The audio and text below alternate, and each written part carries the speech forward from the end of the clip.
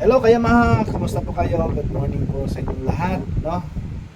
Sa lahat ng mga kaibigan ko, sa lahat ng tao, sa lahat po ng nakapanood ng video ko. Good morning po sa inyong lahat at sana maganda yung araw nyo ngayon hanggang bukas at magpakailanman. So mga kayamaha, meron lang po akong part doon sa in-upload ko kahapon yun regarding doon sa motorista doon. Doon nanawagan po ako sa sa namamahala siguro ng MMDA, no? MMDA yata yan, or kung meron mang nag-approve niyan sa Senado, no, kung pwede sana, magandang idea to para sa mga motorista na magkaroon sila dapat ng coding dito sa Metro Manila. Kasi grabe na ang mga motor ngayon sa Metro Manila. Sobrang volume na.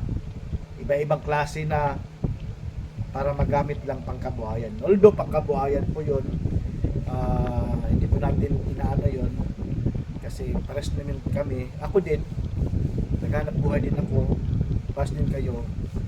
So, yun nga lang, ang motor kasi ay napaka volume na sa kalsada dito sa Metro Manila.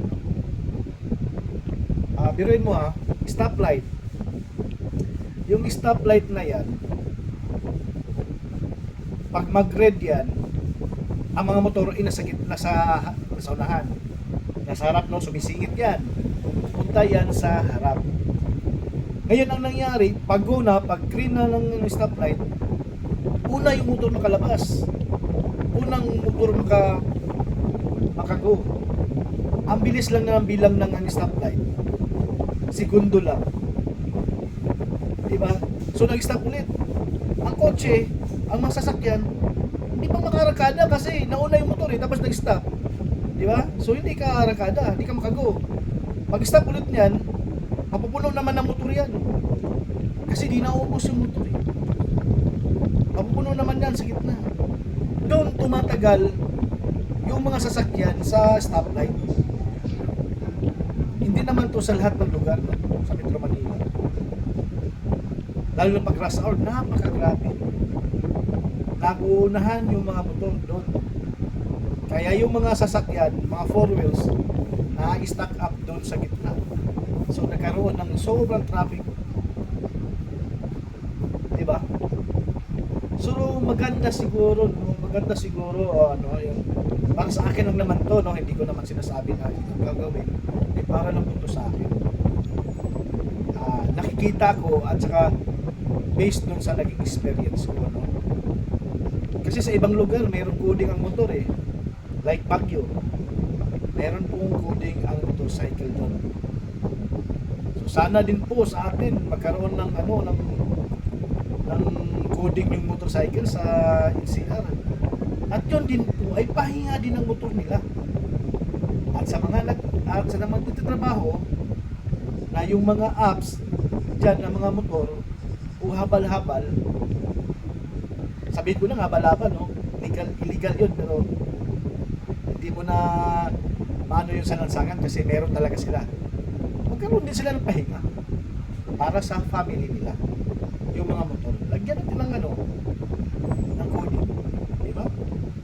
Kung naka-duty sila sa coding ng motor nila, mag-commute sila, di ba? Meron naman tayong alternative na bus, jeep, di ba? Magsakripisyo din tayo, di ba? Kasi dito tayo sa Metro Manila alam naman natin na traffic dito dito tayo. Kumuha tayo ng motor para mabilis. Pero unfair naman sa iba yung naka four wheels. Hindi naman sinasabi na kasi ako nagmotor din ako. Pero agree ako dyan kung mangyari ganyan, may coding yung motor, di ba? Para din yan sa kaayusan ng ating kalsada sa traffic, mabawasan ang kahit paano, no? So yun lang po, maraming salamat po sa inyong lahat. Sana ma-share nyo to at ma-like, mag-comment kayo sa aking video ngayon at maan sa goal ninyo. sana para mabigyan din ng pansin.